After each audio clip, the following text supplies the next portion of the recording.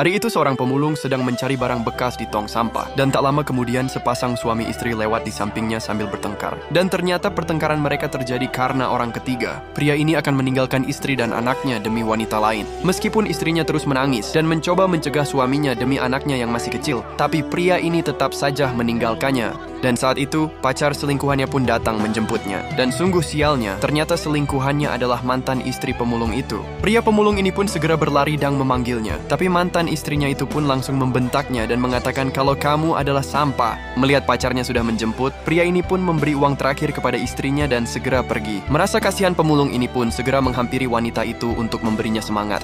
Pria pemulung ini pun mengatakan, kamu harus tetap semangat, tidak boleh larut dalam kesedihan. Ada hal yang lebih penting untuk kamu perjuangkan, yaitu anakmu. Pemulung ini pun bercerita bahwa nasibnya lebih buruk dari wanita ini. Aku sangat mencintai istriku, tapi setelah aku mengatasnamakan semua hartaku, istriku malah mengusirku. Tapi aku tidak boleh larut dalam semua itu. Mungkin ada rencana Tuhan yang lebih baik di balik semua ini. Mendengar ucapan si pemulung, wanita ini pun bisa lebih tenang. Setelah wanita itu merasa semangat lagi, pemulung ini pun kemudian pergi.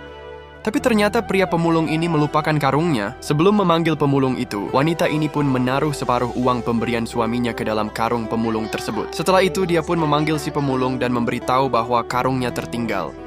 Singkat cerita, setelah bertahun-tahun berlalu, wanita itu pun menjalani hari-harinya penuh semangat sebagai kurir. Dan kebetulan ia harus bertemu dengan mantan suaminya yang akan menjalin kerja sama dengan sebuah perusahaan. Pria itu pun segera mengejarnya untuk meledeknya. Dan ternyata, pria pemulung yang dulu bertemu dengan wanita ini, sekarang sudah menjadi orang yang sangat sukses. Dan ternyata, orang yang akan mengajaknya bekerja sama dengan perusahaannya adalah pria ini, mantan suami wanita yang pernah memberi uang di dalam karungnya. Melihat pria itu yang masih saja menghina mantan istrinya, pria pemulung itu pun menyuruh manajernya untuk menemuinya belakangan karena dia akan memberinya kejutan.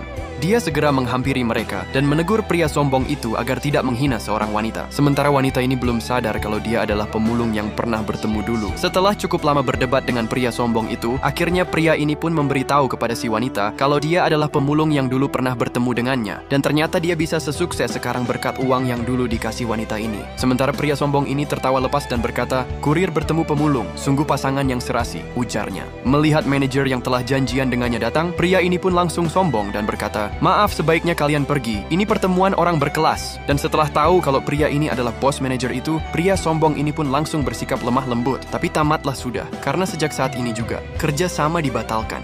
Setelah mereka pergi, pria ini pun memberikan sertifikat rumah dan mobil sebagai balas budi. Tak hanya itu, pria ini pun mengajak wanita ini untuk menikah dengannya. Meskipun awalnya menolak karena merasa tidak pantas karena dia adalah janda mempunyai anak. Tapi akhirnya wanita ini pun mau menikah dengannya setelah pria ini meyakinkan bahwa dia mencintai apa adanya.